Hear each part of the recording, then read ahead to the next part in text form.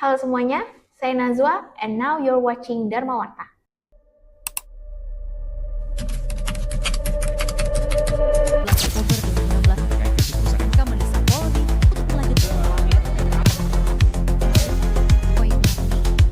Terdapat banyak keberagaman di Indonesia, salah satunya agama yang dianut oleh tiap masyarakat. Tidak sedikit terjadinya konflik antar agama. Berdasarkan data Setara Institut, pada tahun 2023 hingga 2024 terhitung sebanyak 477 terjadinya kasus intoleransi di Indonesia dan 731 tindakan. Dalam setiap konflik ini, terdapat peran sebuah media yang tidak sekedar menyampaikan peristiwa, tetapi juga menentukan cara publik memahami realitas. Media bertanggung jawab dalam menyampaikan berita yang terjamin akurat, berimbang, serta tidak memicu adanya konflik. Di sisi lain, kesalahan dalam peliputan dapat memperkeruh konflik yang diangkat. Berikut kami ulas beberapa pelanggaran kode etik jurnalisme oleh media. Kasus pertama yaitu pemberitaan mengenai golongan umat Ahmadiyah oleh media SCTV melalui akun YouTube @liputan6_news. Petugas gabungan membubarkan aktivitas ibadah aliran Ahmadiyah di Desa Ngamplang, Kabupaten Garut. Petugas menyegel tempat ibadah agar tidak bisa digunakan lagi. Pada beritanya, menceritakan pembubaran aktivitas ibadah Ahmadiyah oleh petugas gabungan di daerah Garut. Berita dengan judul resahkan warga, ibadah jemaah Ahmadiyah di Garut dibubarkan. Menjadi salah satu berita yang melanggar kode etik jurnalistik, yaitu pelanggaran pasal 2 dan pasal 3. Pasal 2 yang membahas tentang bagaimana seharusnya media dapat memberikan kejelasan sumber informasi yang diberitakan. Pada berita ini, media menampilkan video kejadian tanpa adanya kejelasan sumber video diperoleh, serta pelanggaran pasal 3 terkait keberimbangan. Pada berita ini, media tidak memberikan ruang suara yang adil kepada golongan agama Ahmadiyah, yaitu dengan hanya memberitakan informasi oleh narator dan juga pihak Kepala Badan Kesatuan Bangsa dan Politik Kabupaten Garut tanpa adanya ruang suara dari pihak jemaah Ahmadiyah. Kasus kedua terkait pemberitaan oleh media Tribun pada akun YouTube @tribunnews Bogor Video dengan judul berita "Wanita berhijab ludahi Al-Quran", videonya bugil viral. Kini sosoknya diburu Bareskrim Polri. Belakangan ini beredar unggahan video memperlihatkan wanita tanpa busana. Video tersebut bukan merupakan video syur melainkan video diduga penistaan agama. Pada berita ini terlihat jelas adanya pelanggaran yang dilakukan oleh media, yaitu terkait pasal 4 yang dimana menyatakan bahwa wartawan Indonesia tidak membuat berita bohong, fitnah, sadis, dan cabul. Dengan begitu, sangat jelas dalam pemberitaannya, media Tribun melanggar pada poin penggunaan diksi cabul. Pelanggaran diksi tersebut terlihat pada judul berita dan juga pada kolom caption di pertengahan video. Selanjutnya, kembali membahas pelanggaran ketidakberimbangan suatu media dalam menyajikan informasi yang diberitakan oleh media dengan akun YouTube @portalvivako.id.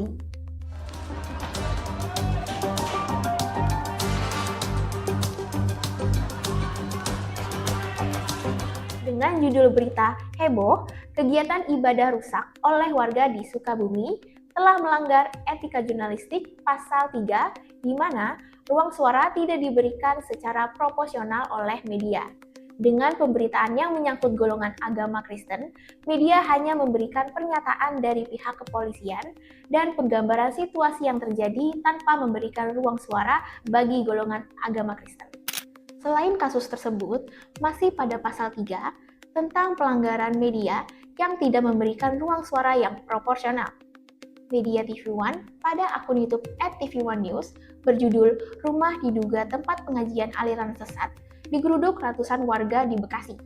Beginilah rekaman video amatir saat ratusan warga menggeruduk rumah yang diduga sebagai lokasi pengajian aliran sesat yang berada di perumahan Duku Zamrud, Kecamatan Mustika Jaya, Kota Bekasi. Pada pemberitaannya, media menginformasikan dugaan oleh warga setempat tentang ibadah aliran sesat dari agama Islam yang akhirnya dipaksa untuk diberhentikan. Dengan jelas menginformasikan kecurigaan pada aliran sesat tanpa memberikan ruang kepada pihak terduga, yaitu pelaksana pengajian agama Islam Ibu Yeni tersebut. Media jelas melanggar pasal 3 yang yang seharusnya memberikan ruang suara yang setara dalam pemberitaannya. Berita kelima datang dari media Warta Kota melalui akun YouTube @wartakota_production. Inilah sosok oknum aparatur sipil negara, ASN, Kota Bekasi yang tengah viral karena diduga melarang aktivitas ibadah yang digelar tetangganya. Media memberitakan terkait konflik yang terjadi antara ASN seorang muslim yang melarang tetangganya seorang non-muslim untuk melaksanakan ibadah. Dengan judul sosok oknum ASN diduga melarang tetangga gelar aktivitas ibadah di rumah. Media jelas melanggar Kode Etika Jurnalistik Pasal 3 terkait opini jurnalis yang menghakimi. Pelanggaran terdapat pada penggunaan diksi oknum pada judul berita. Hal tersebut dapat berdampak pada pihak institusi ASN yang dapat tergeneralisasi bahkan dapat memicu konflik baru. Dari 5 kasus ini, terlihat bahwa praktik jurnalistik yang dilakukan oleh media tidak selalu sesuai dengan etika jurnalisme yang seharusnya. Pelanggaran seperti khususnya Pasal 2, Pasal 3, dan Pasal 4 yang berkaitan dengan kejelasan sumber, penggunaan diksi yang berpotensi memunculkan konflik, hingga keberimbangan ruang informasi menunjukkan bahwa dalam praktik jurnalistik, media cenderung mengedepankan sudut pandang mayoritas, sensasi, ataupun otoritas. Sementara kerap kali suara kelompok yang menjadi objek utama pemberitaan justru dimarginalkan. Namun, dapat terlihat bahwa ketidakberimbangan pemberitaan tidak menutup kemungkinan dialami juga oleh kelompok mayoritas. Suku, agama, ras, sama antar golongan. Itu memang isu-isu yang sensitif, dalam artian itu bisa memicu amarah, massa, bisa memicu kerusuhan ketika kita meliput atau memberitakan kejadian-kejadian kerusuhan ataupun konflik antar agama. Kita harus mengemasnya dengan hati-hati. Memang segala sesuatunya itu berdasarkan fakta. Fakta itulah yang kemudian kita cek, recheck, kita konfirmasi kebenarannya seperti apa. Tapi dalam sisi pemberitaan, penayangannya, kita harus mengemasnya dengan hati-hati. Jangan sampai berita yang kita buat, yang kita publikasi, itu malah menyulut amarah massa. Kalau di prinsip sejuk sendiri kan bahwa objektif, iya, tapi sebetulnya sikap kami adalah tidak sekadar berhenti pada cover both side, tapi lebih banyak memberikan suara pada kelompok-kelompok yang selama ini dibungkam, selama ini susah untuk bersuara, kemudian hanya sedikit dari pemerintah atau dari perwakilan negara, dan itu pun tidak secara langsung kami berikan ruang dalam memberitakan isu keberagaman itu, isu kebebasan beragama, isu diskriminasi atas nama agama dan sebagainya. Itu harusnya mengacu pada pedoman pemberitaan isu keberagaman. Disinilah sebuah etika jurnalistik menjadi landasan penting. Dalam isu keagamaan, media memiliki kewajiban agar tetap patuh pada kode etik jurnalistik sehingga dapat menerapkan prinsip jurnalisme keberagaman dengan baik dan benar. Lalu, bagaimana media serta jurnalis seharusnya dapat memahami makna jurnalisme inklusif itu, dan bagaimana jurnalis menjalankan segala proses dengan berbagai tantangan dalam upaya menjunjung keberagaman, terkhususnya keberagaman kepercayaan dan agama. Jadi misalkan dalam kasus Cikesik ya, tandanya wartawannya itu paham kondisi kehidupan masyarakat di Banten yang religius misalkan, kemudian tiba-tiba datang penganut aliran Ahmadiyah ke sana.